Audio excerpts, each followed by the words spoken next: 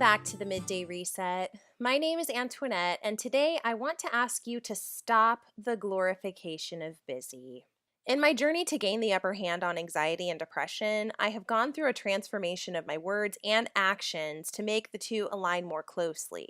They say talk is cheap, and I believe it. I would rather show in actions just exactly what I mean because that tends to get people's attention more clearly. They can deny your words, but it's hard to deny the things you've done in support of those words. Anyway, along with this comes the need to be more intentional, more mindful, and just better adjusted. And I'm not all the way there yet, but I am light years ahead of where I was 3 years ago. And from that, I noticed a habit in myself that I have since broken, which is this fixation on the idea that there is somehow no time, I have so much to do, and everyone else can just fall by the wayside in comparison to the stuff my life is filled with. This is what I term to be the glorification of busy. And it's a crappy habit to have, in my opinion, because it's another fallacy in logic to think that there's no way to carve out space for others as we move through our individual life pathways. I think the idea of having a really packed schedule sounds nice because a lot of us identify being constantly busy with importance, progress, having a better life. I mean, you can fill in the blank there too. Sort of like how social media can give the impression of people having more exciting lives than what their reality might actually be because all anybody sees is the highlight reel. Anywho, I think this idea of being so busy that your schedule is packed and you have to pencil things in seems appealing and positive to people, especially to women, because we align those qualities with importance. You must have some stuff going on if you're constantly on the go. The fault in this thinking is that it leads us to forget that every day is filled with the same 24 hours.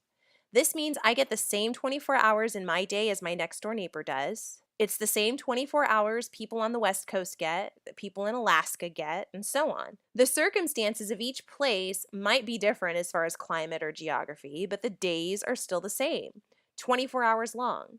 And some people accomplish a lot, others accomplish a little.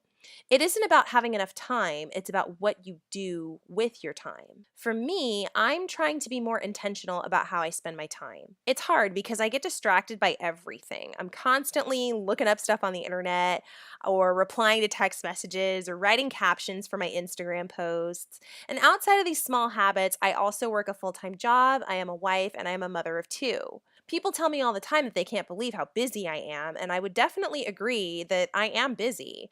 This is by choice because I get bored easily. Having multiple tasks in front of me helps me to switch it up when I get to that lukewarm place with one venture or task. It's really easy for me to just roll over onto something else. I need that stimulation. But I only feel comfortable allowing myself to be this way because I work hard to balance it with leisure time and making time and space for others. Primarily, this is making sure that I'm giving enough of myself to my spouse and to my kids. And I'm not perfect at it by any means. Work-life balance is an ongoing need for me as I often get so engulfed in work that the hours just tick away. And before I know it, it's time to put the kids to bed or serve dinner, and I haven't been present with them to really take in those moments, so I have to adjust. Similarly, I have friends whom I do not speak with or see on a regular basis, and a lot of maintaining those relationships is making sure that we do carve out time to catch up in some way. Quick phone calls, text conversations, FaceTime, those kinds of things. Intentionality is what makes me choose those things. Intentionality is what motivates me to find space to chat with a friend who's going through something difficult because even though I don't have all the answers or know the solutions right off the bat, I do love that person, and my way of showing my love to them is to let them know that I support them in hard times, even if my support just comes in the form of listening as they get some things off their chest. I know that I would want to be able to call up a friend and vent when facing difficulties, so I try to do that for others as well because it's how I would like to be treated. Now, I will say that intentionality motivates me to keep my friendship circle really small. I do not feel that I can be a good friend to others when I have a million friends that I'm trying to keep up with and treat how I'd like to be treated. But the people who I call my friends, they know it. I make space for them in ways I don't for others. And with that comes not using my busyness as an excuse to not be present in a friendship. I think that's the part that I'm grappling with right now as I see this taking place in a few areas of my life with people that I know, and it's frustrating. You can be busy but still be caring. You can be busy but still have time. Especially if you want special consideration for yourself from others, you have to be willing to make special considerations as well. Otherwise, it's just one sided nonsense of you running about convincing yourself you have time for nothing else but yourself, and you expect your friends and your loved ones to just adhere to that. That's a really self centered message to send, but I'm seeing it be sent by folks who I don't think are fully aware of what they're communicating. I think they've gotten into a pattern of thinking where their circumstances tower over them like mountains and they're constantly on an uphill climb towards something. But their perspective has them thinking that way. Their circumstances might require attention and tending to, but none of that is big enough to take them away from being a considerate human to others. Again, it goes back to choice.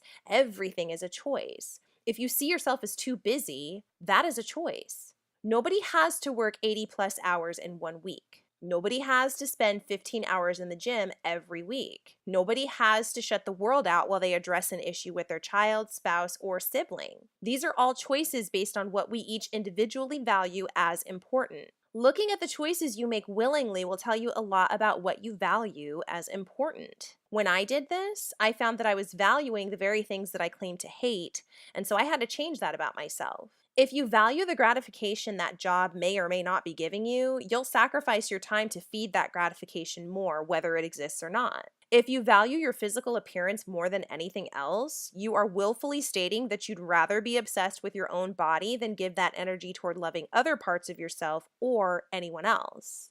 By shutting the world out when life gets tough, maybe I shouldn't say the world, but by shutting out those around you who you claim to love and care about when life gets tough, you're sending the message that I only love you when my life is easy. When my life is hard, my love for you goes away because I don't know how to be a good husband, sister, daughter, friend, and also a good employee, spouse, etc. at the same time, which is a faulty way of thinking. It's possible to be both. Reprogram your thought process about absolutes to recognize that you can be multiple things at once. You can be joyous, but also a little sad at the same time. You can be stressed and positive. You can be working toward more in your life, but also very happy with your life at the same time. You can have a lot to do, but still be an intentional person in each of your relationships at the same time. Do you glorify busy? Is it an excuse that you've used before? I mean, I certainly have. So I'm not foreign to this and I'm not pointing any fingers, but I'd love to hear more from you at the mdrpodcast@gmail.com. You can email me. You can also follow us on Instagram at the Midday Reset to stay updated on all that's happening with the Midday Reset, including our product line launch and live events. Thank you so much for taking a break with me today, and I will see you next time.